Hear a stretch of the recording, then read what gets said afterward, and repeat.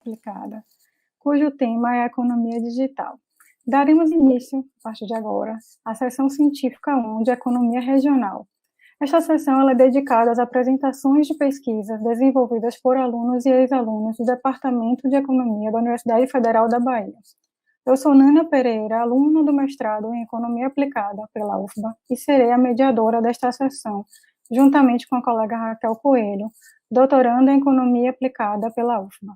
Durante as apresentações, vocês que estão nos acompanhando poderão enviar as perguntas para o chat do YouTube e a Raquel vai selecionar essas perguntas que serão direcionadas aos palestrantes ao final da sessão. Cada palestrante terá até 15 minutos para realizar sua apresentação e irei avisar quando estiver faltando 5 minutos. Mas ao final das 3 apresentações, teremos 15 minutos para as perguntas que forem enviadas para o chat. Nesta sessão, teremos a participação de três palestrantes. José Firmino de Souza Filho, graduado em Economia pela UFES, mestre e doutorando em Economia Aplicada pela UFBA. Atualmente trabalha no projeto Saúde Urbana na América Latina, que compõe a plataforma de sustentabilidade e saúde urbana do SIDAX Fiocruz, Bahia. Carlos Melo, graduado pela UFBA, mestre em Economia Aplicada também pela UFBA e doutorando em Economia Aplicada pela Universidade Federal de Juiz de Fora. Diego Nunes Teixeira, graduado pela UFBA, mestre em Economia também pela UFBA, atualmente é pesquisador do Grupo de Pesquisa de Macroeconomia Aplicada da UFBA e analista de riscos financeiros na Agência de Fomento do Estado da Bahia, Desim Bahia. Agora vamos dar início à nossa primeira apresentação desta sessão 1, que será ministrada por José Firmino. Vou começar a contar a partir da sua apresentação, Firmino. Está tendo um delay aí na transmissão. Eu não sei se eu devo começar agora.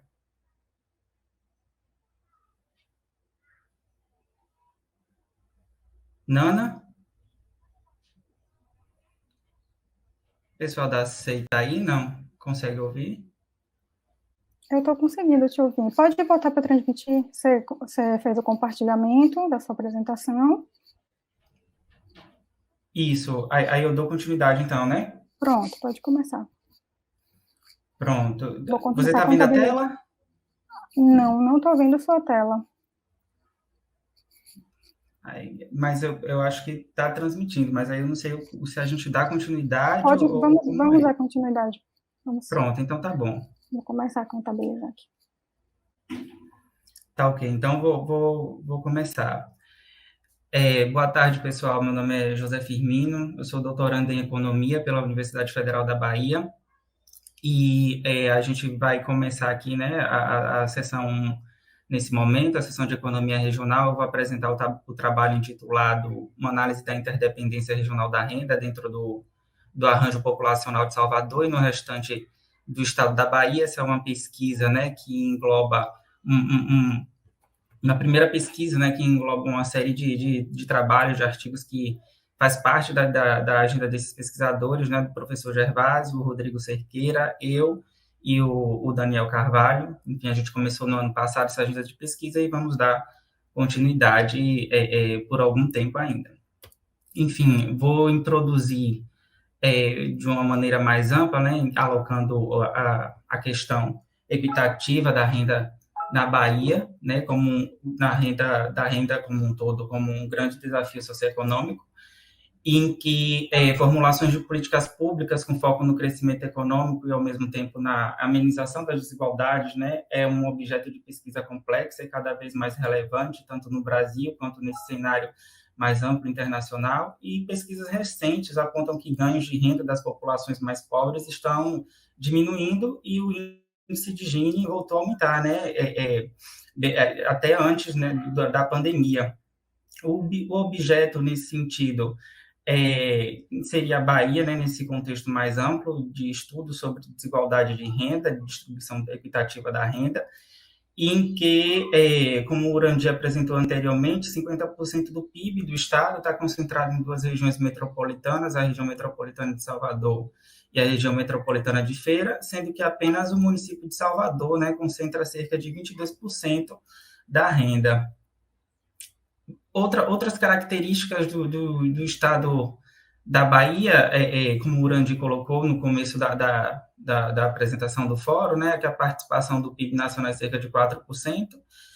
O PIB da Bahia corresponde a 29% do PIB do Nordeste, trabalhadores informais correspondem a cerca de 66% da força de trabalho total, e o grau de informalidade por setor chega a 91% na agricultura, 18% na indústria extrativa, 46% na indústria e 61% de serviços. A distribuição do valor adicionado segue cerca de 69% nos serviços, na indústria 23%, aproximadamente, a agricultura em torno de 7%.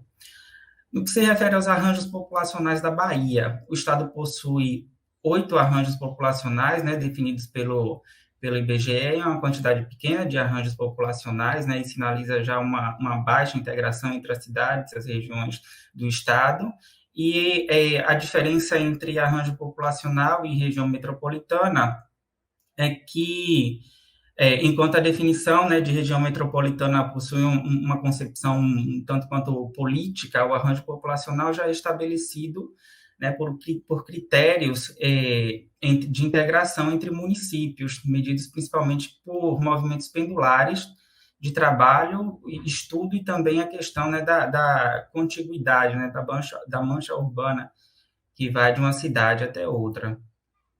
Assim, focando no arranjo populacional de Salvador, a gente tem que o arranjo populacional de Salvador possui 10 municípios, né, que São Sebastião do Passé, Camaçari, Candeias, Dias d'Ávila, Madre de Deus, Mata de São João, Lauro de Freitas, São Francisco do Conde e Simões Filho. Os municípios de Salvador, Lauro de Freitas, Simões Filho e Dias d'Ávila são os únicos que têm, né, uma mancha contígua de urbanização. O arranjo de Salvador é o maior e o mais importante dentre os outros arranjos populacionais do estado da Bahia, né? Aqui a gente traz uma relação histórica ao restante do APS, né? E a gente mostra nesse período entre 70 e 2010 o rendimento que fica em Salvador em relação ao APS, né? A gente nota de uma forma geral que vem diminuindo setores essa relação do rendimento que fica em Salvador em relação ao rendimento que vai para os demais municípios do arranjo populacional, mas de forma geral, aqui nessas últimas colunas, a gente percebe que é uma diminuição bem marginal. Salvador ainda concentra aproximadamente 80% a 85% do rendimento que é produzido nesses 22, aqui são 22 setores produtivos que a gente analisa na economia baiana, né? Na economia soteropolitana, do arranjo, o restante da Bahia e o restante do Brasil. A relação histórica do APS vezes a Bahia, aí agora a gente traz as ocupações, né, de 70 dada aqui pelas barras, a gente percebe que já tem um tanto quanto, né, de desconcentração, que se refere à desocupação, a depender do setor que a gente olha, mas de forma geral a gente percebe que também é uma desconcentração aqui nessas últimas barras que representam o total, é uma desconcentração que ainda caminha de forma muito lenta, né? O APS em relação à Bahia ainda concentra quase 30% das ocupações. Enfim, trazendo aí agora o tema objetivo do trabalho, né? O problema nesse sentido, caracterizar, né, a interdependência econômica entre a cidade de Salvador, os municípios do arranjo populacional e do resto do estado da Bahia. Para isso, a gente vai utilizar a metodologia proposta pelo Rims, Okuyama e Solins, lá de 2001, em que eles fazem essa decomposição, né, da renda, da interdependência da renda na região metropolitana de Chicago. A gente faz uma aplicação dessa metodologia no nosso trabalho, utilizando dados da matriz interregional de insumo-produto que o Haddad e o Araújo Perobelli estimaram em 2020 para esses 22 setores produtivos que eu apresentei anteriormente para o ano de 2015. A gente também utiliza dados do censo demográfico, né, do último censo de 2010, e dados da pesquisa de orçamento de orçamentos familiares, né, a mais recente também, 2017 e 2018. Aqui a gente já traz alguns resultados, né, de fluxos intermediários entre as regiões. Nessa tabela a gente mostra a relação, por exemplo, dos fluxos de bens intermediários em termos monetários, né, de Salvador de Salvador para o restante do arranjo populacional, de Salvador para o restante da Bahia, de Salvador para o restante do Brasil. A gente destaca, e aqui também a gente pode fazer essa mesma relação, né, do restante do arranjo para Salvador, do restante do arranjo para o restante do arranjo, do restante do arranjo para o restante da Bahia, do restante do arranjo para o restante do Brasil. E a gente destaca que, nesse sentido, que o restante do arranjo, né, do arranjo populacional e o restante do estado da Bahia apresentaram fluxos comerciais elevados com o restante do Brasil, cerca de 34 bilhões, ou 43% do comércio da região, e 38,4 bilhões, ou 49%, de todo o comércio, né, da região. E aqui a gente já traz alguns multiplicadores internos e externos do modelo de duas regiões. É interessante aqui fazer essa explicação da tabela, né, em que, para vocês conseguirem entender que basicamente a gente trabalha com essas duas regiões, região 1, Salvador, e a região 2, o restante do arranjo, e a gente calcula multiplicadores internos e multiplicadores externos para cada uma das regiões para tentar observar, né, identificar como as regiões possuem encadeamentos nesse sentido de multiplicador da produção, né, de quanto que um setor gera de renda na região ou que ele se estabelece ou na região que ele tem relações. Nesse caso, a gente trabalha com Salvador e o restante do arranjo. E aí a soma das colunas indicam que efeitos induzidos que são originados, né, os efeitos induzidos que são originados de cada região, em que os valores das somas das linhas e os valores da soma das linhas representam os efeitos recebidos de cada região. Para o município de Salvador, os multiplicadores internos das linhas e colunas apresentam uma média mais elevada, né, que são essa primeira coluna aqui, internos da linha e externos. Para o restante do APS, a soma dos multiplicadores internos também é maior, e os multiplicadores internos são sempre maiores em média, né? Isso significa que os efeitos gerados dentro da região são sempre maiores em relação aos efeitos apropriados pela outra região, né? E nesse sentido a gente pode interpretar que existe uma baixa propagação de efeitos de renda, né? De multiplicadores de renda entre as regiões. Também aqui a gente coloca a mesma análise, só que para a região, né, do restante do arranjo em relação ao resto da Bahia, e a gente tem que poucos setores possuem multiplicadores elevados, com destaque para o setor de outras indústrias de manufatura, no que se refere aos multiplicadores internos das linhas, né? E os multiplicadores internos, em média, também são sempre maiores em relação ao restante do arranjo e em relação à Bahia. Então, efeitos gerados dentro da região são sempre maiores em relação aos efeitos apropriados por outra, ou seja, existe uma baixa propagação de efeitos de distribuição de renda também entre a região do arranjo populacional de Salvador, né, e o restante da Bahia.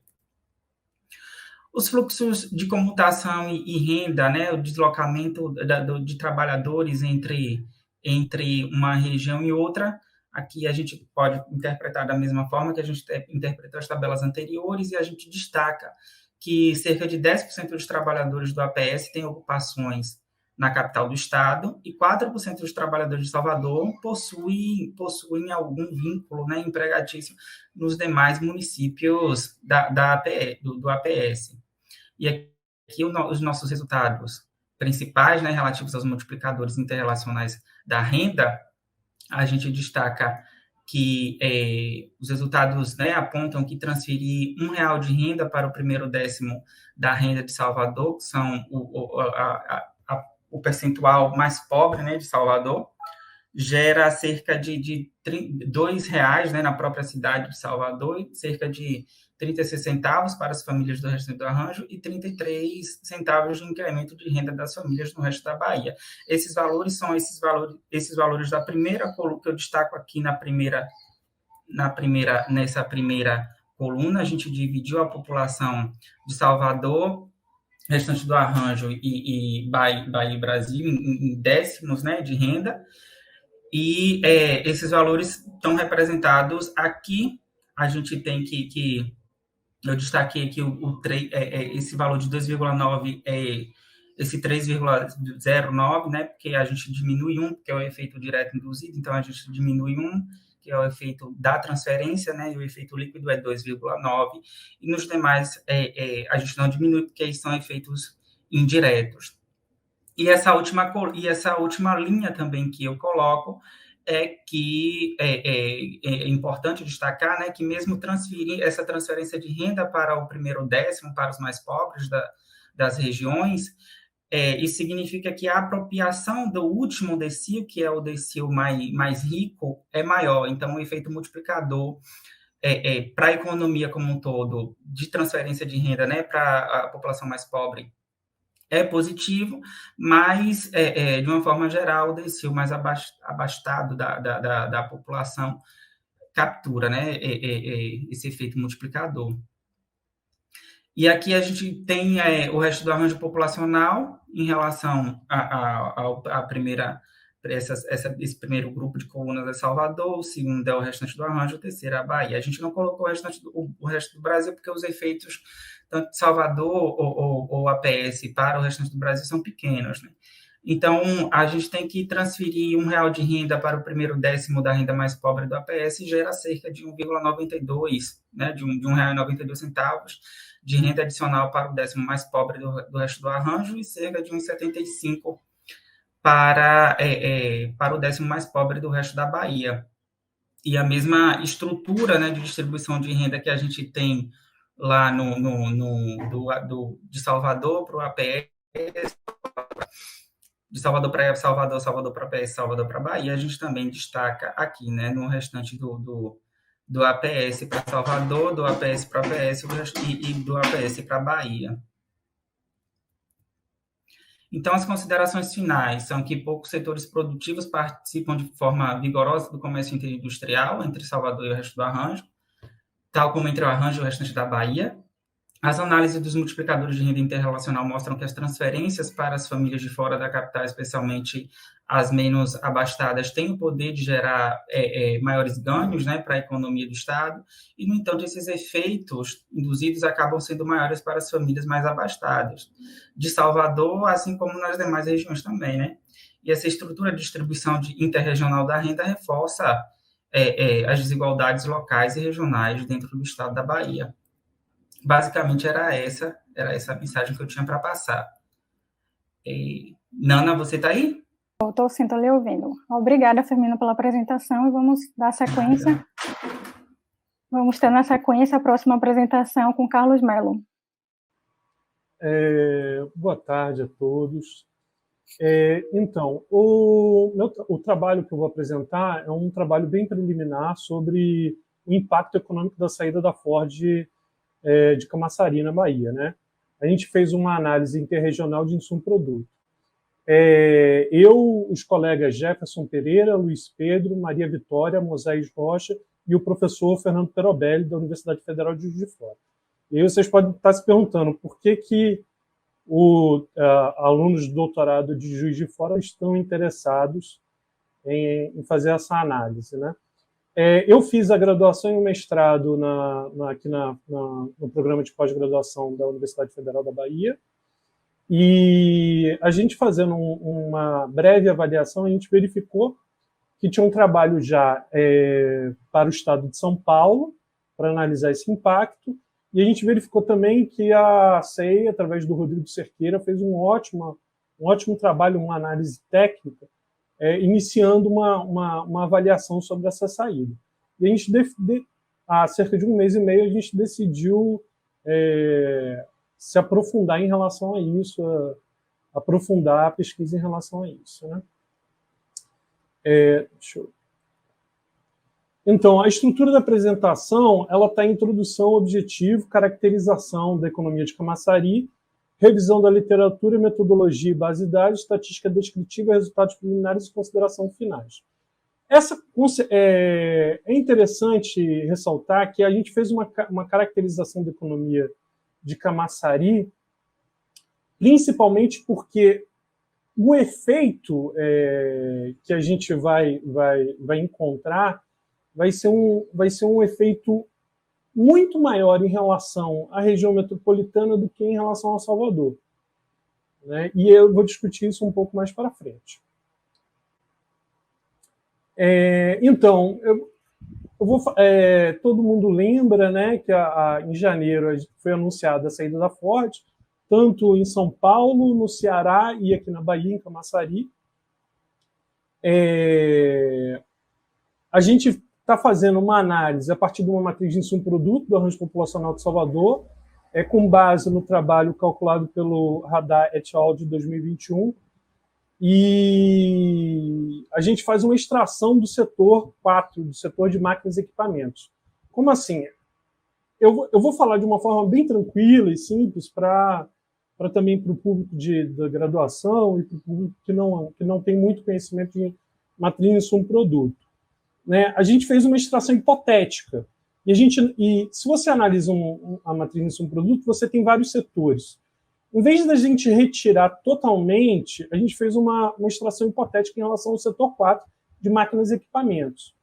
Esse nosso objetivo é avaliar o impacto interregional, ou seja, avaliar o impacto das regiões como Salvador, região metropolitana, restante do estado da Bahia e restante do Brasil, e também avaliar o impacto em relação a diferentes setores, né? Não só em um setor único, exclusivo. O Sindicato Metalúrgico de Camaçari, ele já fez uma análise de cerca de 60 mil empregos diretos e indiretos serão perdidos com o fechamento da fábrica, sendo 4.604 empregos diretos apenas da Ford. Nessa nossa avaliação preliminar, a gente não conseguiu aprofundar para avaliar,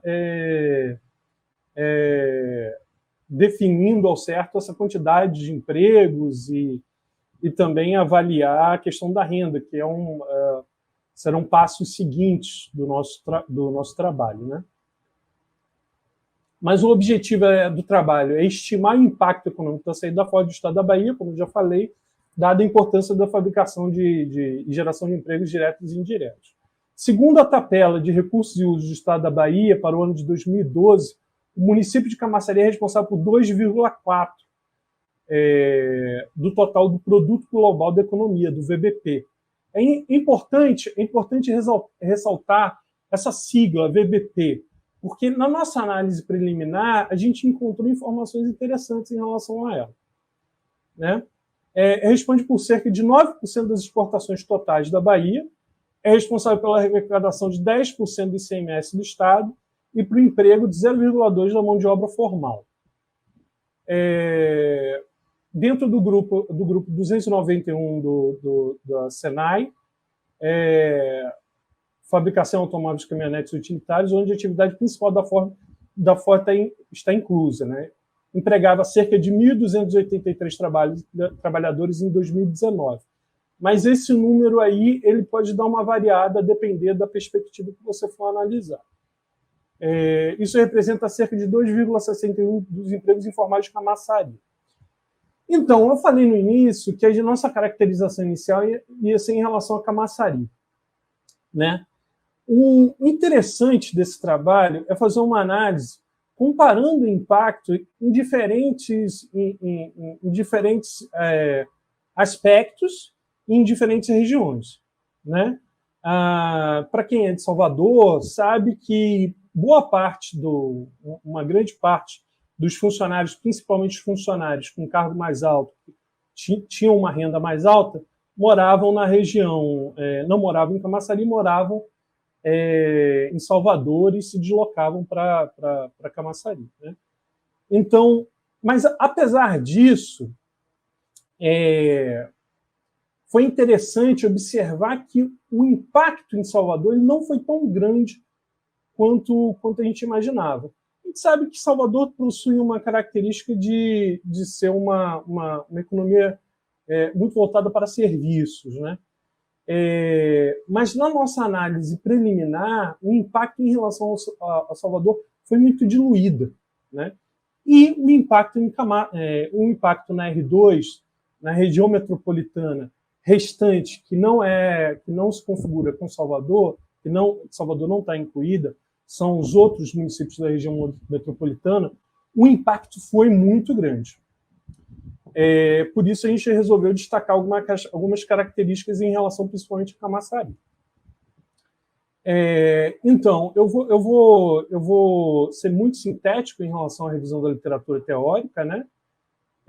A gente se apoiou muito na análise feita por Hirschman, de 1958, e também na análise de Perrault, 1955, para testar a relação da Ford com o polo industrial de Camaçari e também verificar a relação da Ford com a região metropolitana, com o restante da região metropolitana de Salvador.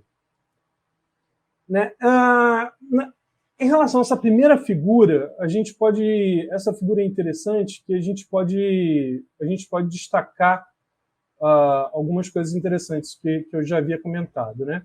A gente observa que o que é essa figura para quem não tem muita ideia, né? Ela analisa as ligações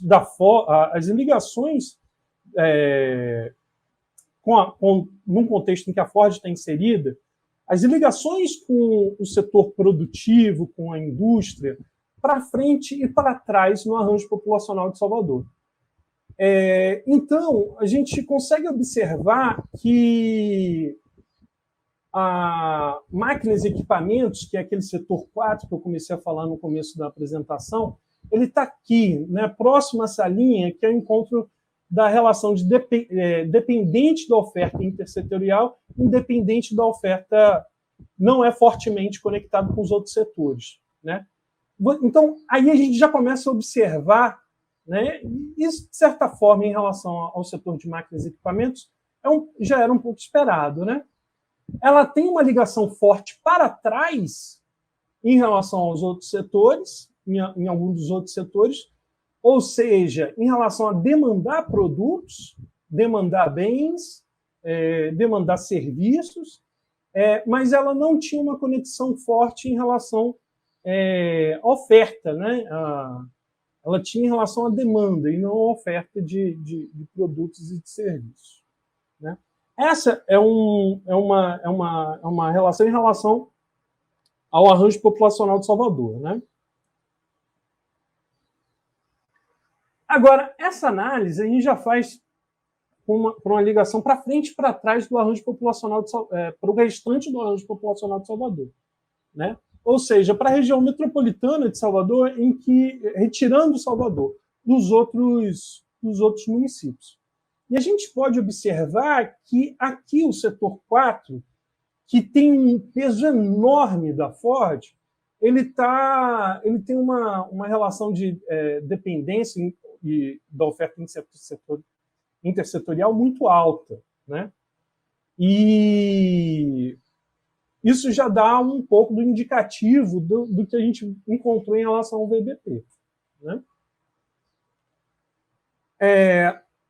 Eu gostaria de ressaltar, como foi falado, em vez de eu entrar nos detalhes da revisão da literatura, eu gostaria de ressaltar, como foi falado na sessão de abertura, na palestra do Orandi, quando perguntaram a ele no chat em relação ao que causou a saída da Ford da Bahia, né? O Orandi ele foi muito assertivo em responder que foi uma reestruturação da empresa.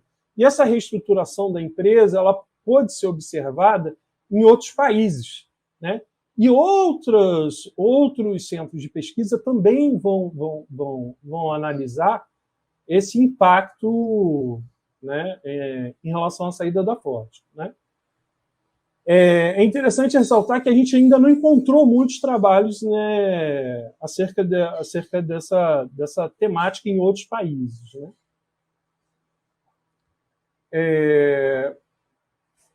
Ainda continuando sobre a revisão da literatura empírica, em relação principalmente ao trabalho que foi apresentado, que foi a nota técnica feita pelo Nereus da USP, é importante destacar alguns pontos, né? Por meio de simulações utilizando o sistema interregional de insumo-produto, o mesmo sistema que a gente está utilizando, Fernandes e et al., eles aplicam a técnica de extração hipotética, a mesma técnica que a gente está abordando. Por que é interessante ressaltar esse trabalho em relação à nota técnica da USP, de São Paulo? Porque existe uma diferença que a gente pôde observar, uma diferença interessante e que, de certa forma, já era um pouco esperada em relação ao impacto da saída da Ford em São Paulo, em Taubaté, e o impacto da saída da Ford no estado da Bahia, né? Os resultados sugerem que o encerramento das operações em Taubaté impactaria de maneira significativa na região onde a cidade se localiza, né? Ali do Vale do Paraíba. Ocorre uma queda do PIB em mais de 1,69 bilhões anuais, o que representa aproximadamente 2,2% do total.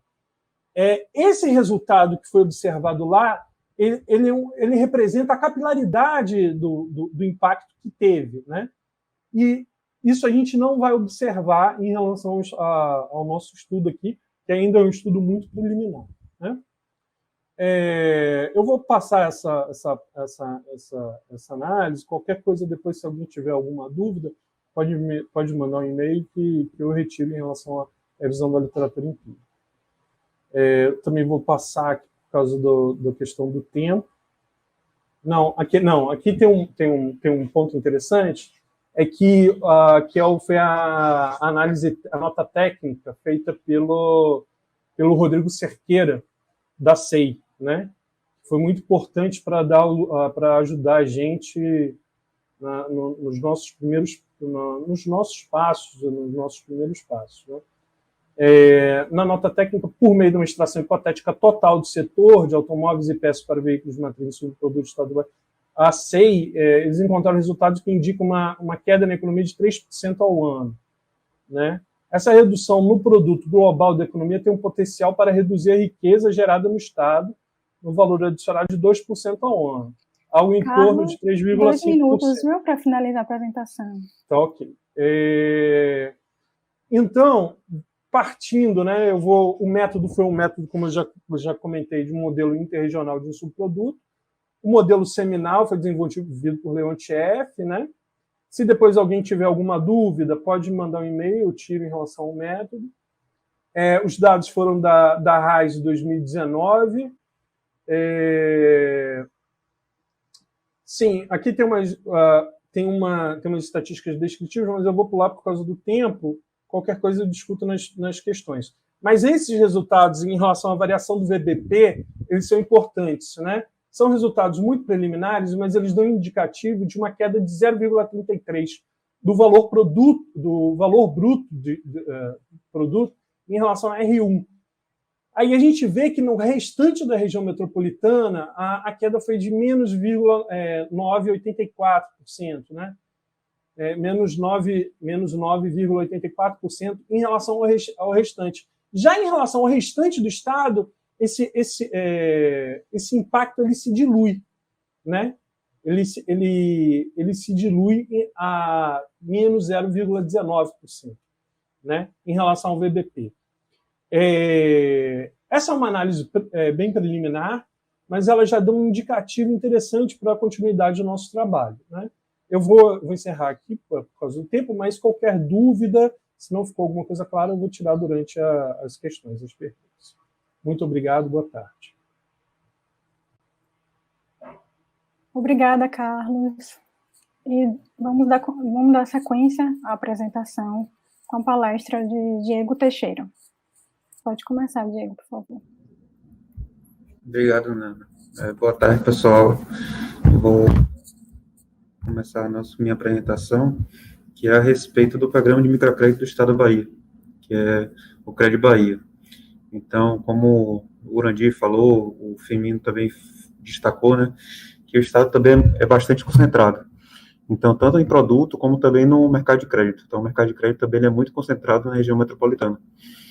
E aí, para você ter acesso a microfinanciamentos, o Cred Bahia, ele tem um papel importante de disseminar ao longo do Estado, né, esse processo de concessão, principalmente voltado para pequenas empresas. Então, eu fiz esse trabalho aqui em parceria com o Tiago, que é doutorando em economia na UFBA, e o professor Gervásio, que também faz parte do grupo de aplicada da UFBA.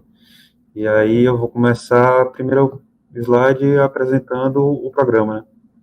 Ele tem alguns participantes. Ele começou lá em 2002 com uma iniciativa da CETRI, que é a Secretaria, né, de Emprego, Renda, Esporte e Trabalho. O Desembahia, que é o gestor financeiro desse programa, né, que ele faz toda a parte de relação com o cliente, a questão de contrato financeiro, enfim. Você tem o Sebrae, que é outra vertente que está voltada para o treinamento desses empresários e também dos agentes de crédito que estão dia a dia com esses microempreendedores, e os municípios, né, as prefeituras, que elas dão estrutura física para a implementação dos postos do Cred Bahia. Os beneficiários principais são micro e pequenas empresas. Esses micro e pequenos empresários, eles têm que estar em operação por no mínimo 6 meses para ter aderência ao programa, né, e viver naquele município por pelo menos 1 ano.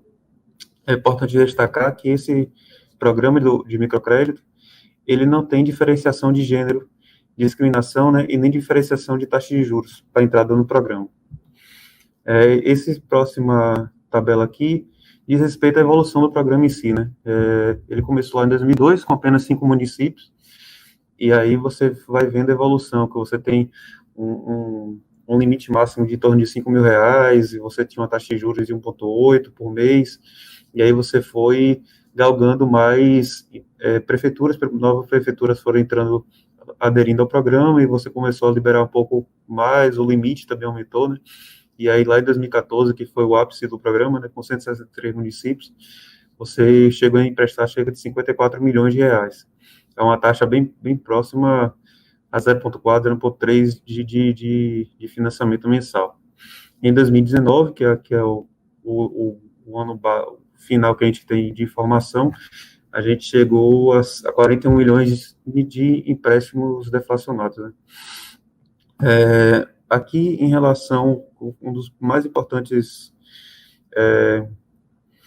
focos que a gente teve para fazer esse artigo foi a respeito da diferenciação, né, da segregação de gênero que existe no programa. Cerca de 220 mil contratos, né, foram avaliados nesse trabalho, e 65% desses contratos foram destinados para o gênero feminino, de 35% para o masculino.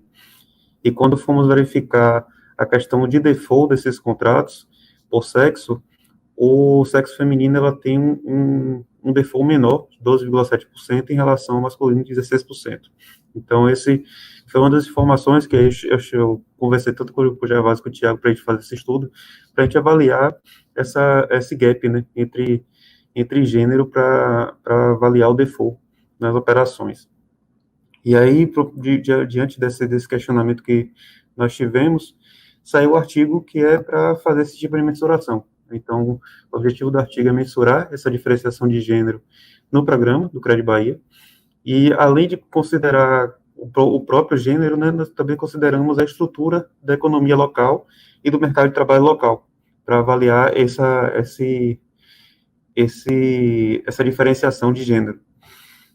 O artigo tenta contribuir em 2 maneiras. A primeira maneira é essa, para você verificar características regionais na análise de performance do crédito, na performance de microcrédito e microfinança por gênero, e aí você faz essa interação com as variáveis econômicas do município. E a segunda contribuição que a gente tenta é criar um canal, né, de você analisar de uma forma mais apurada essa performance por contrato, né, de microcrédito. A literatura que nós utilizamos tem 3 fontes principais. A primeira é a questão da mulher no mercado financeiro. A gente sabe que essa mulher ela tem um pouco mais de dificuldade de ter acesso a crédito. Então, tem alguns estudos que ela já trabalham com isso, são estudos realmente, são estudos recentes, que vem trabalhando essa parte de segregação de gênero. Tem a parte de modelagem mesmo de risco de crédito, né, que faz essa análise de default. Então, essa já é uma literatura já mais um pouco antiga, que já está tratando desde a década de 70, início da década de 70, que faz essa análise de modelar, tentar modelar esse processo de default de contrato. E a parte, como é um programa de microfinanças, né, ela está muito voltada para essa parte de desenvolvimento econômico. Será que o programa programa de microfinanças, elas fazem o desenvolvimento local daquela economia? E aí você tem uma literatura que está voltada para esse foco. Banco de dados. Banco de dados é que nós trazemos para fazer esse tipo de análise. Os contratos do Cred Bahia, que estão com a gestão da Desembahia, né? Então, você tem informações tanto da característica do cliente, como da característica do negócio do indivíduo, né, do empresário. E para a relação de variáveis regionais, nós utilizamos, basicamente, principalmente o IBGE e o DataSUS. Então, a gente pegou informações de nível educacional, de PIB, de mercado de trabalho. O DataSUS ele deu uma informação que utilizou como variáveis de proxy institucional, institucional municipal, que foi o nível de agressões, né, a taxa de violência naquele município. O banco de dados inicial, ele trava em 223 mil observações, só que nós tivemos que tirar algumas observações porque estava com dados inconsistentes. Então, ele travou em 220 mil, esse número de observações para a gente fazer a análise. Aqui eu vou mostrar para vocês algumas informações mais detalhadas sobre o banco de dados. Esse primeiro mapa aqui diz respeito à renda, né? A renda desse empresário por município, né? Que está aderente ao programa. Então, é possível verificar que a renda é um pouco mais concentrada na região metropolitana, no oeste do estado, e um pouco mais no sul. A questão do fluxo de caixa, né, o resultado operacional desse negócio. O resultado operacional desse negócio, ele está mais ou menos já espalhado, né, você não tem uma concentração de resultado significativo na região metropolitana, então ele é espalhado e para baixo. Então, essas empresas ela têm uma receita operacional, um resultado operacional muito próximo a R$2.000, então um resultado operacional de lucro mesmo muito baixo.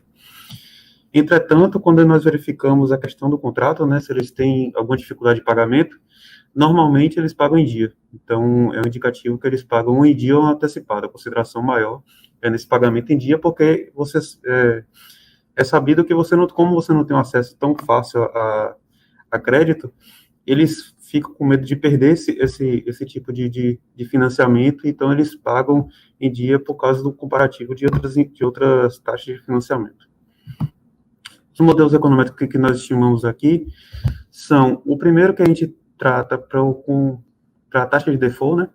Então, a gente vai tentar analisar a taxa de default por contrato desses clientes. Então, a primeira equação que a gente está mostrando aí é a probabilidade de default, a gente está estimando uma regressão logit, em função de gênero, que é family, variáveis de controle, que são variáveis que incluem tanto a característica do empresário como características municipais. A gente controlamos também por variáveis de fatores macroeconômicos, que a gente colocou um andame de tempo, e o termo de erro. Para outra parte de avaliação de performance por contrato, né, nós também avaliamos a questão da expectativa de lucro. Então, essa variável foi aplicada por Shen em 2020, no paper que eles fizeram no Baker Finance, e aí nós replicamos essa variável para fazer esse tipo de avaliação. Então, a gente está verificando aqui a expectativa. Oi? 5 minutos, viu? Tá, a expectativa de lucro para esse contrato. A mesma equação de cima, mas a gente estima para o LS.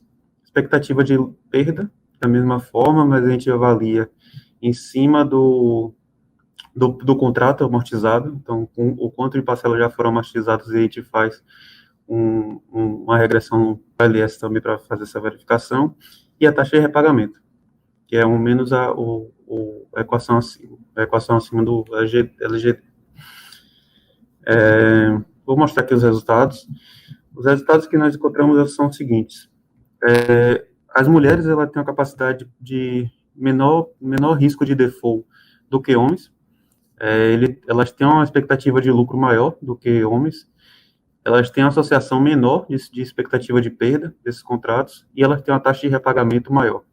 Então, se a gente for verificar aqui, a taxa de perda, a expectativa de perda é 10% menor do que contratos que são destinados para homens.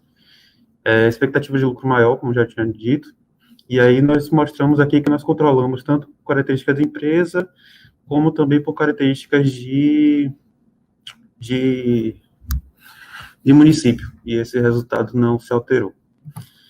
Nós também fizemos o efeito marginal dessa regressão por default, e avaliamos que mantém os resultados, né, que foram sugeridos pela literatura e pela regressão anterior. Então, a probabilidade de default da mulher é cerca de 21% menor do que a do homem.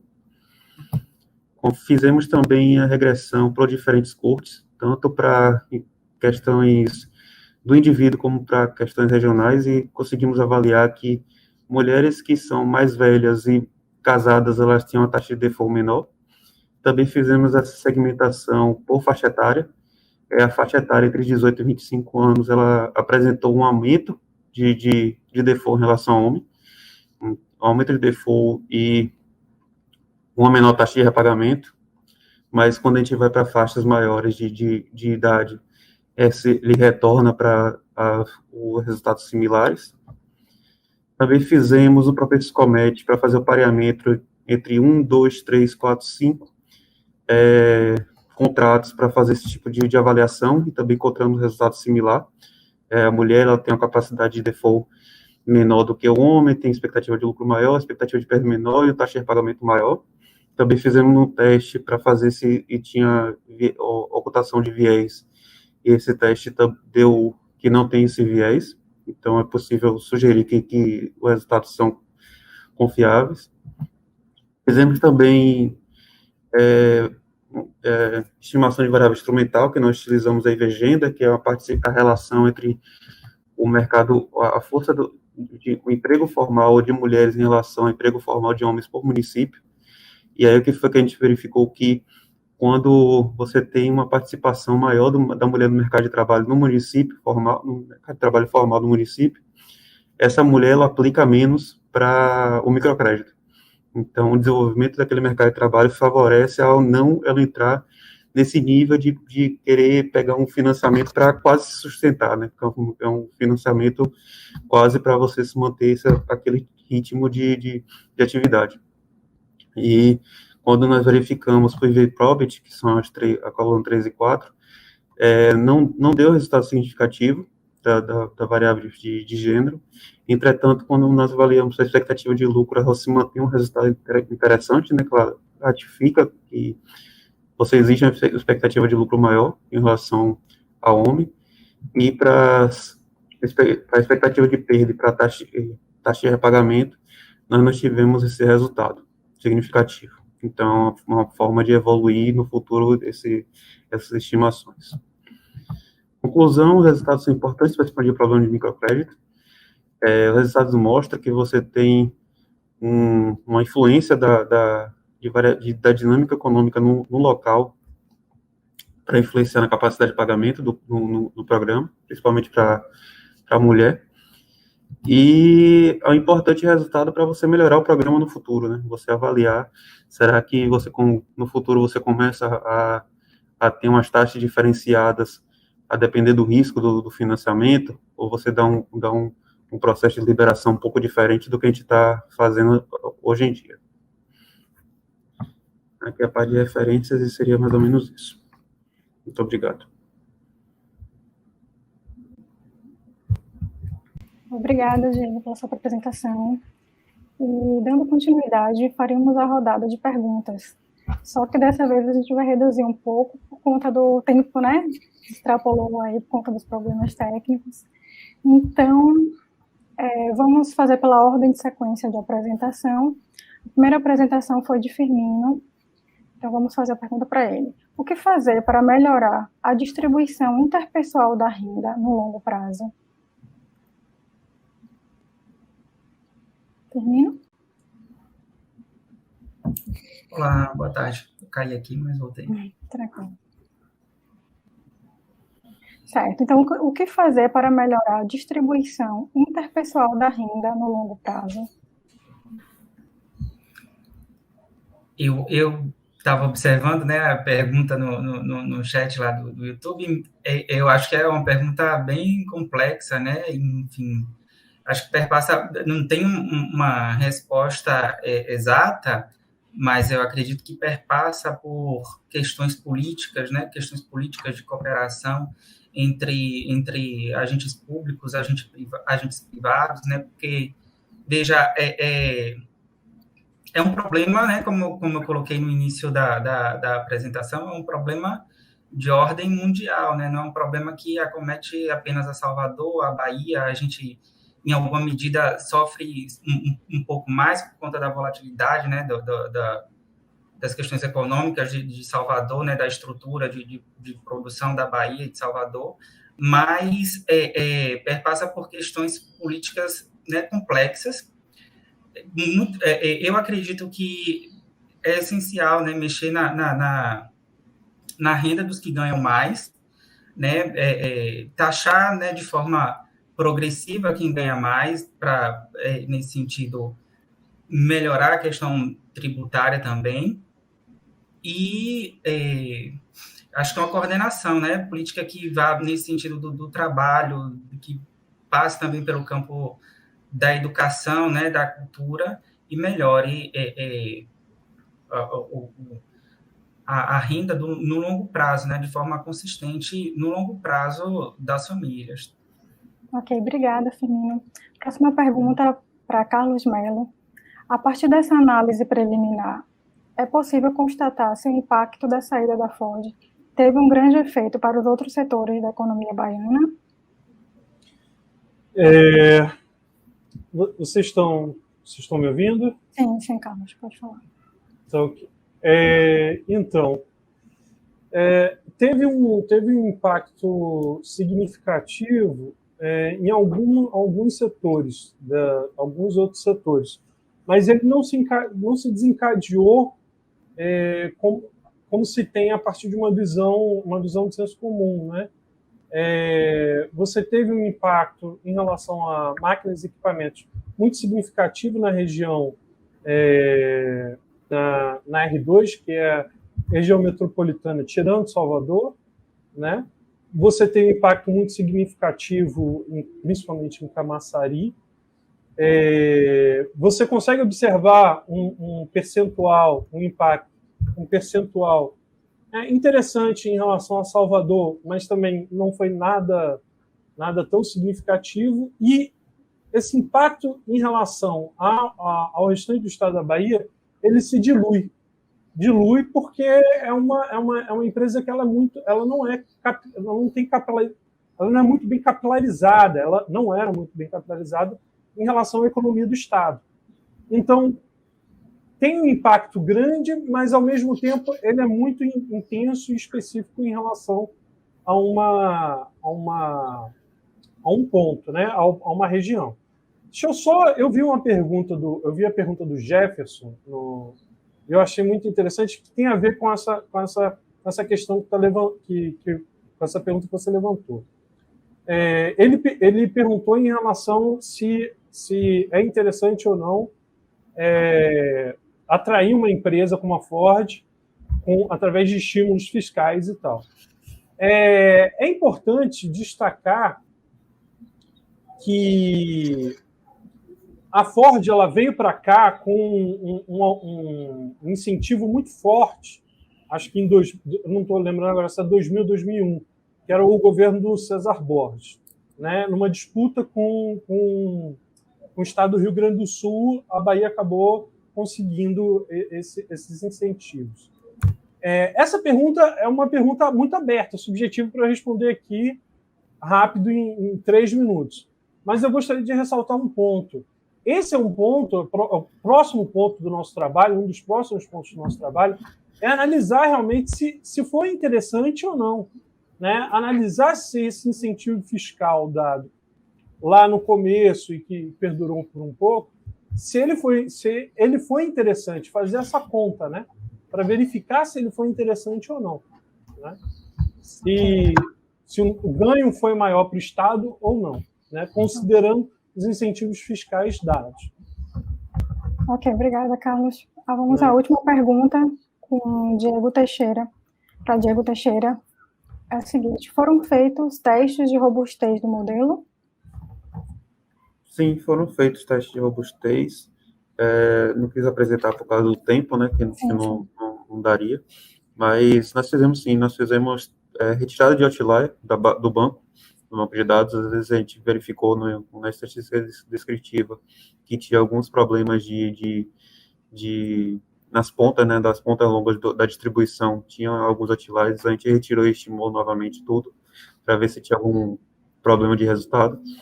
Os resultados não se modificaram, e também fizemos outro teste de robustez que o Shen em 2020 também fez, que foi a respeito de mudar o método de estimação. Em vez de otimizar uma regressão logística, nós otimizamos o Probit. E aí os resultados também se mantiveram.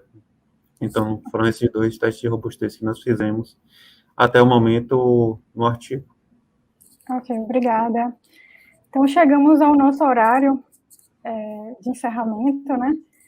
E quero agradecer a todos os palestrantes pelas apresentações e a todos que estão nos acompanhando pelo YouTube. Informamos a todos os interessados em receber o certificado que preenche o questionário da sessão assistida, disponível no chat dos canais de transmissão e no rodapé da programação de cada dia. Faremos agora uma pausa de 10 minutos e, após esse intervalo, a sessão 2, teremos início da sessão 2 de macroeconomia e economia internacional. Tenham todos uma boa tarde e continuem conectados e acompanhando o 10º Fórum Baiano de Economia Aplicada.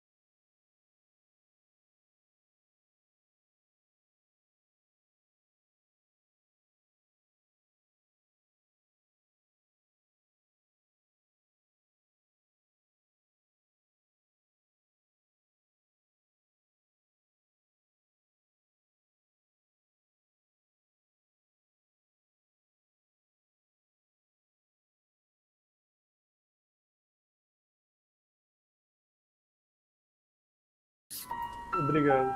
Obrigado. Obrigado. Até mais. Tchau, tchau. Até mais.